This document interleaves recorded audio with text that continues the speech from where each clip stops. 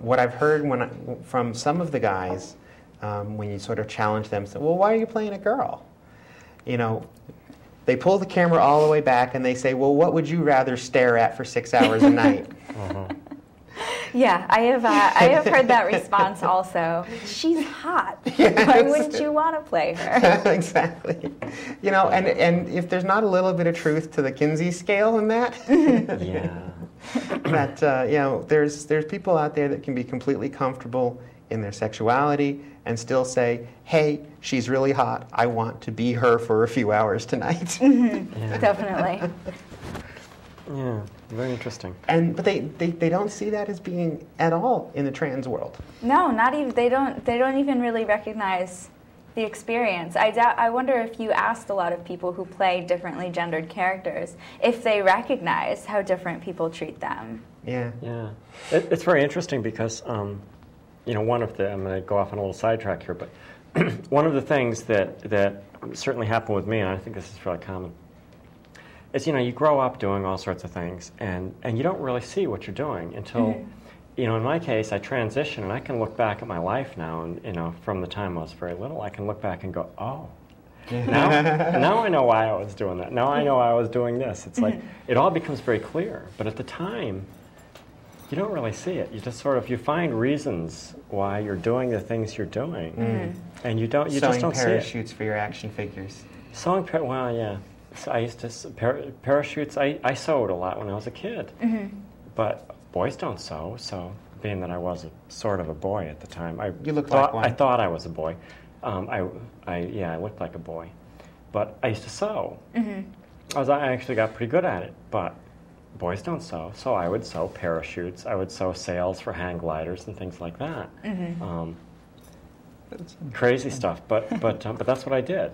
I would find some excuse, some reason why a boy needed to be sewing.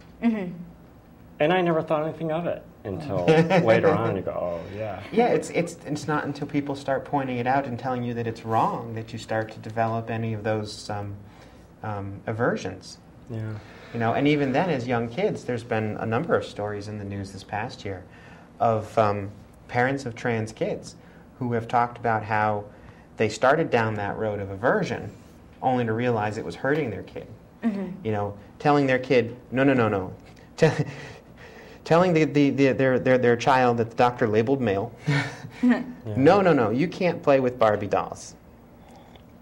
What the kid takes away from that is, I can't play with Barbie dolls when mom's around. Yeah. I have to learn to hide this from mom.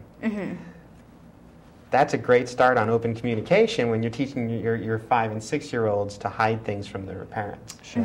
Especially when you're talking about the identity that they're going to end up having as a part of their life. Yeah. You're teaching them from such a young age that they can't show that identity to everyone, and that's exactly a big deal. Yes. That's a big deal to tell a 5- or 6-year-old child that how you feel you are is something you should hide.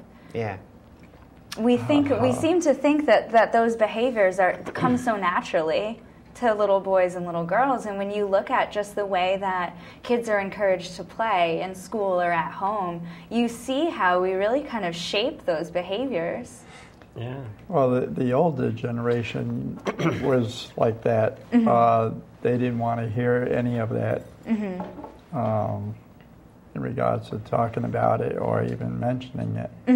Yeah, and it really did become. And it impacts the child. I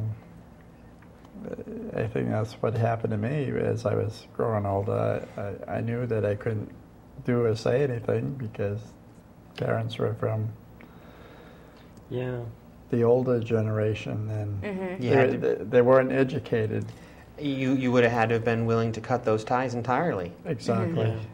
Which who is really prepared to do as a little kid? No, but there's certainly enough parents out there that are willing to do it when their kids do tell them. That's very true, which is sad.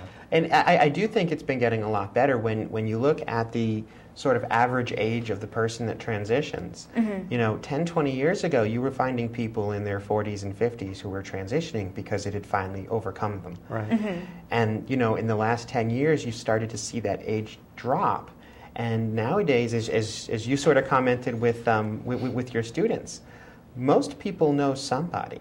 Mm-hmm. You know, most folks are comfortable enough in their teens or 20s or 30s now to start talking about it, so that most people know somebody. Mm-hmm. Yeah. And anybody who doubts it just needs to go to the True Colors conference at UConn in the spring and watch these kids running around with rainbow flags tied around their shoulders, completely comfortable in their own skin. Yeah, that's that really nice. Things have been getting better. Yeah, I think that's one of the reasons I enjoy being on a college campus so much. Is it's one of the places where you really get to see people take on all of those identities that when you walk around, I mean, in Stores, Connecticut, so it's a pretty small town, and when you go to the grocery store or things like that, you don't really get to see that as much as you see it on a college campus. Right. It seems to be one of those places where you can do all those things that you worry about doing in other places. It's a good time to experiment. It's a good time to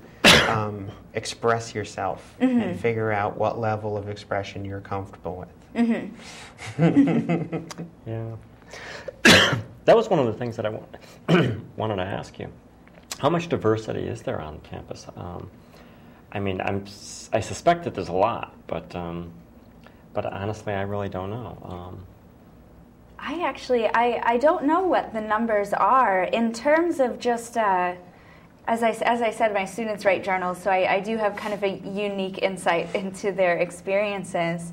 And I would say that it's not the most diverse campus I've ever been on, but there is certainly a good wide range of identities. As I said, the Rainbow Center at UConn is pretty well established, and if they have just a huge number of meetings and groups, and they do a lot of the talks and series, and they get great turnouts. Yeah.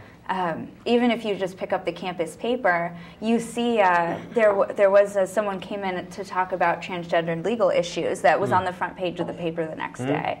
So the issues are really out there, which is nice to see. And UConn hosts, right, the Transgender Health and Law Conference every year, if I remember correctly. I think so. So yeah, there's another event on the UConn campus that I'm sure the Rainbow Center is part of. That's in April, I think. It's in later spring, April, something like that. True Colors is February, March. I guess they're starting to recruit for workers for the. I think they start on Sunday of the previous year. But yeah. But I mean, I've seen it advertised. Yep.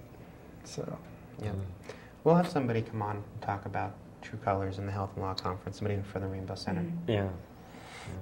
Yeah, the Rainbow Center, I guess, does have a speakers group, much like what you did for my class. They one of my students let me know afterwards that they do have a group that sends out gay, lesbian, trans students to talk to different classes about diversity and about their experiences at UConn. So. Wow.